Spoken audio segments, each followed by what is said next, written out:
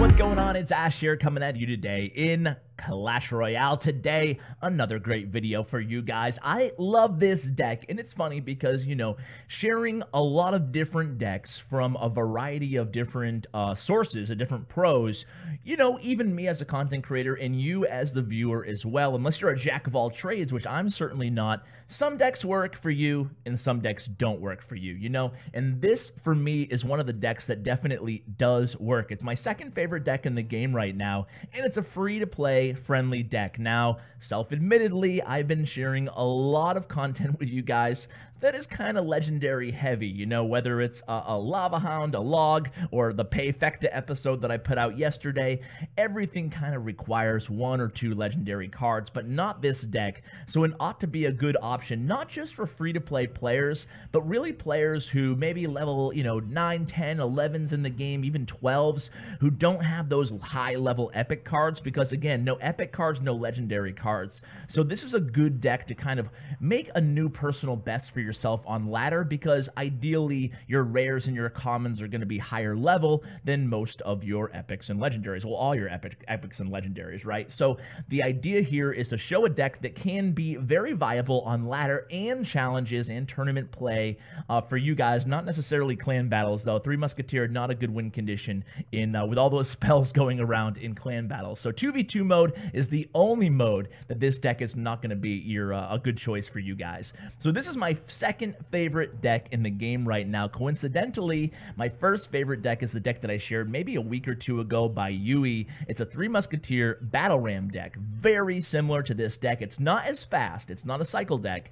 And no Hog Rider. Hog Rider, Battle Ram. Hog Rider, Battle Ram. Well, most of you probably have a higher level Hog Rider than a Battle Ram, so I would suggest that. However, I just personally love the Battle Ram card. I know it's still not super popular inside the meta, but I just can't get enough of Battle Ram. But anyway, that's not the point of today's conversation. Just thought I'd kind of, you know, share my honest opinion on my favorite deck out there right now.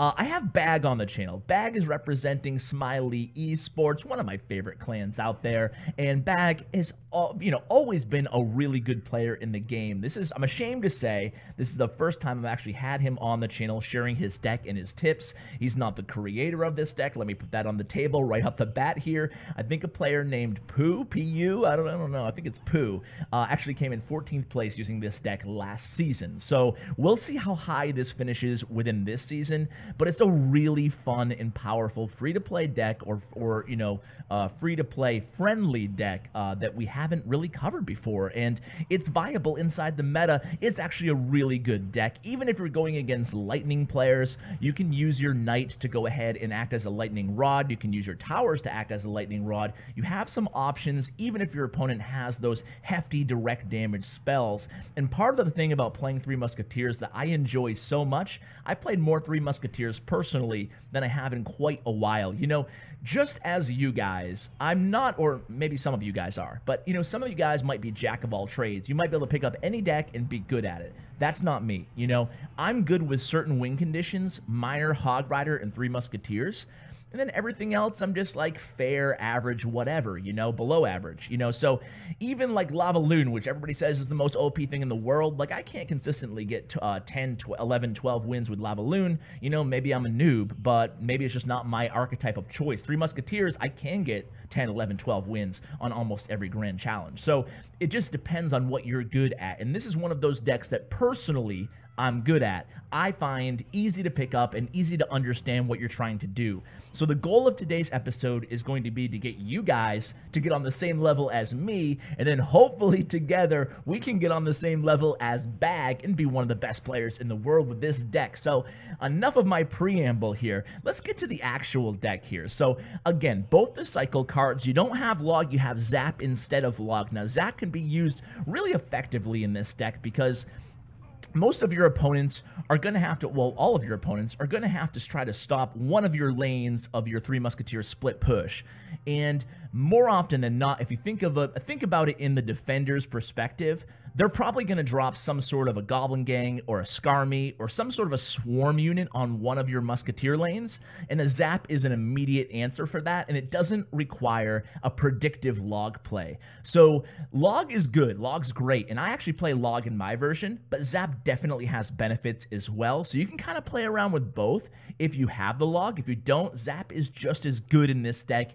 In fact, it's preferable by guys like Bag, even though I just barely prefer log personally, because I like comboing the log with a Hog Rider or a Battle Ram in my case, you know. But anyway, so the Zap is going to be used for, you know, obviously for defensive reasons, and of course to get rid of that Skarmy or to chop down almost 99% of the HP of that Goblin Gang, okay?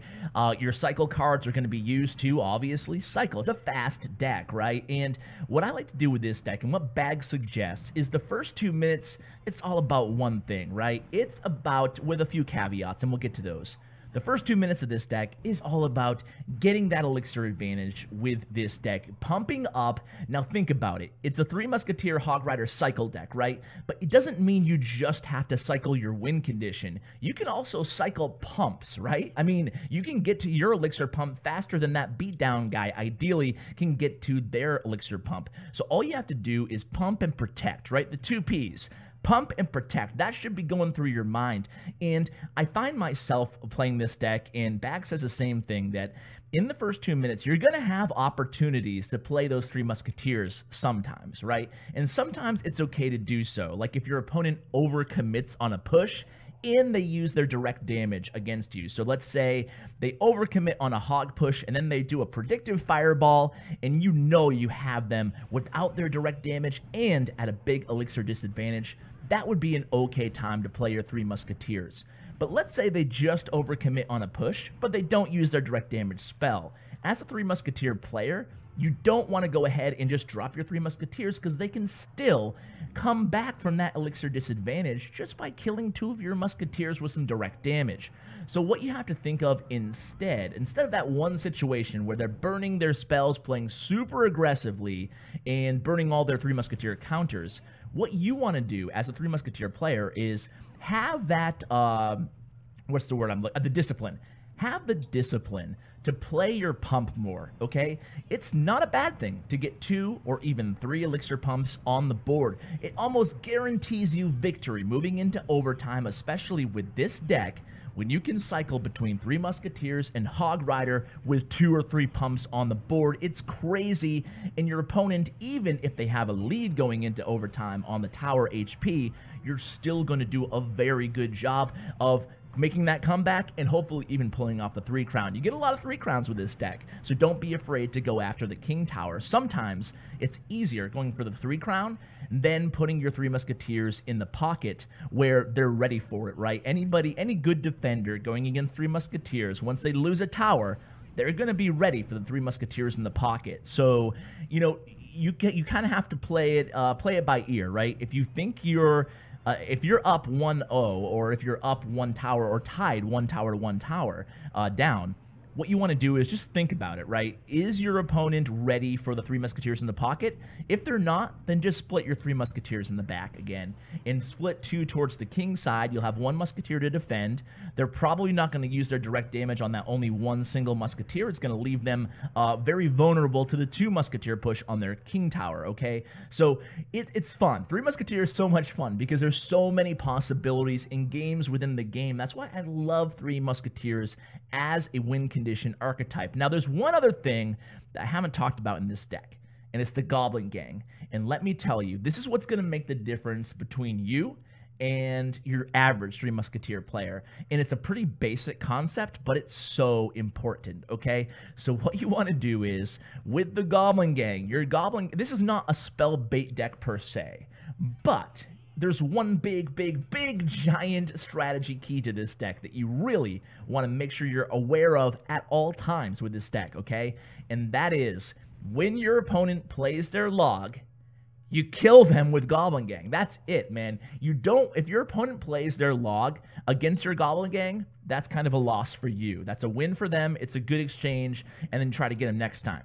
the idea here is as soon as you see your opponent use their log in an inopportune time or an inopportune way, they might use their log with a miner against your pump. They might use a log against 2 of your musketeers after you split them. You know that should be green light in your head, and you should be like, okay, man, Goblin Gang coming at you, because it's really difficult to defend against Goblin Gang, a Musketeer, and a tank such as Hog Rider or such as a Knight if you don't have log in your cycle, in your rotation as the defender. So really make sure that if you see them play their log, not only Goblin Gang, but you're going to unload your cycle cards too, and you can even unload them all in both lanes. It takes a certain amount of understanding, a little bit. The more you play the deck, the better you guys are going to be at deciding where to put your backup pieces, right? Your support, your Goblin Gang, your skeletons, your Ice Spirit. But what I like to do is Goblin Gang, if they use their log,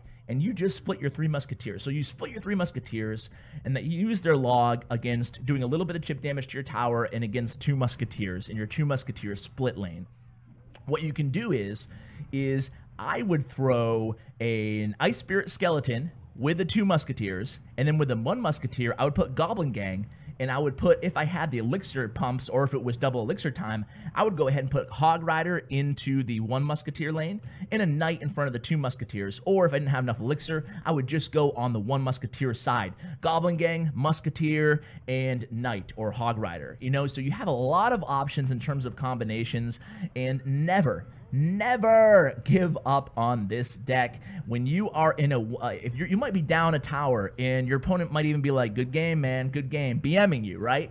And don't give up, because I've done it so many times myself. So many times in my clan chat have I been like, dude, 3-1 victory, and he said GG early, you know? So this is one of those decks that you can come back from behind in. So never give up, and always, you know, sometimes you'll lose a tower in the first 2 minutes and you'll be discouraged. But remember, first 2 minutes, you're still gonna focus on pumping up. You're not gonna get super aggressive. You're not gonna start playing your 3 musketeers all over the place, okay? You're still gonna split them. The only time you don't wanna split your 3 musketeers is if your opponent doesn't have that heavy direct damage spell.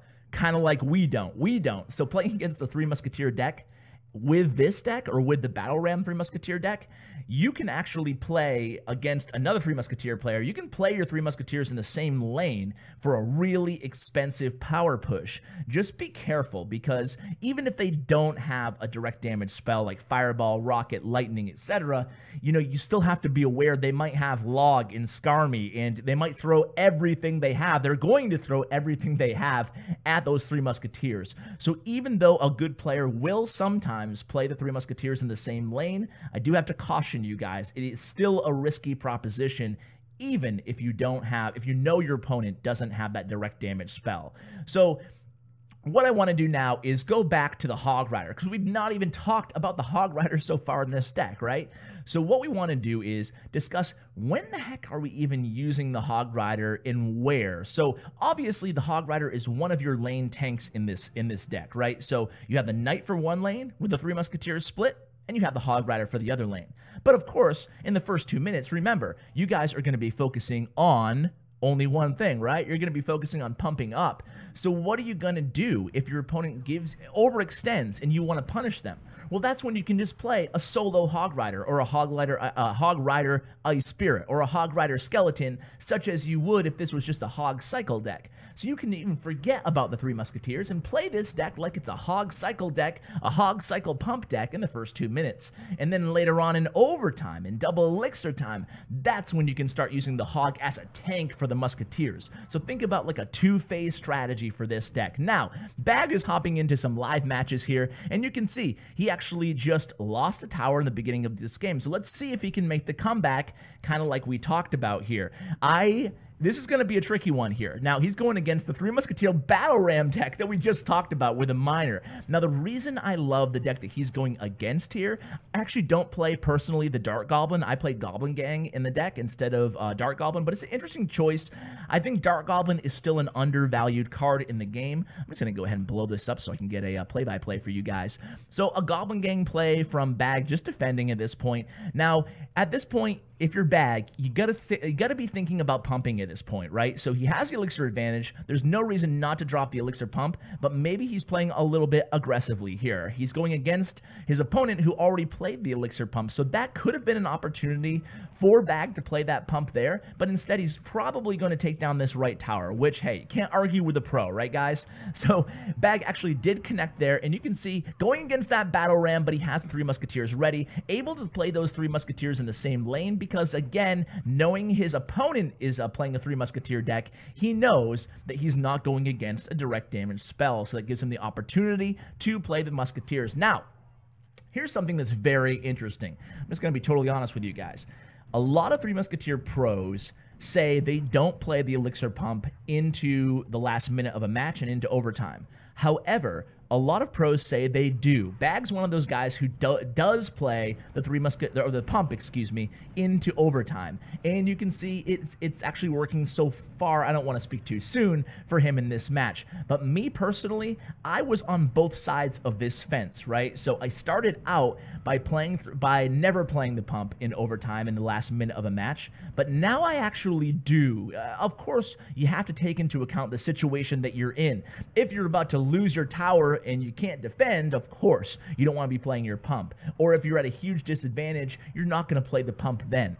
But if I have a slight Elixir advantage and I know I can defend, I actually will play the pump now, and I'll kind of go for the long game here. A lot of people tend to play a little bit more aggressively with this deck, and with any deck, really, into the last minute of a match and then into overtime. And really, this is a suggestion for you guys, no matter what deck you're playing, is you don't have to play super aggressively to win. I mean, in tournament level standards, in challenges, you have 3 whole minutes, the whole duration of your actual match, the 3 minutes, and then extended 3 minutes of overtime in double Elixir, and this deck shines in double Elixir, so you don't need to rush things. Very, very important, guys. You can play the long haul, and going against 3 Musketeers, you guys probably know, but all it takes is one mistake. All it takes is one mistake from the opponent not noticing that single Musketeer just getting shot after shot off against your tower. It looks like Bag, unfortunately, is going to lose that match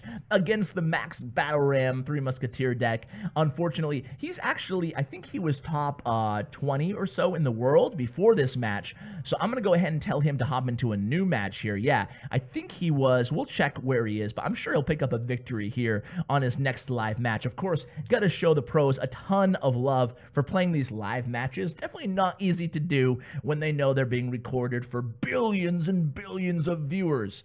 Okay, Ash, you're not Nick at Night. You're not Chief Pat. You're not Molt, dude. You got like 50,000 viewers on this video. Okay, all right.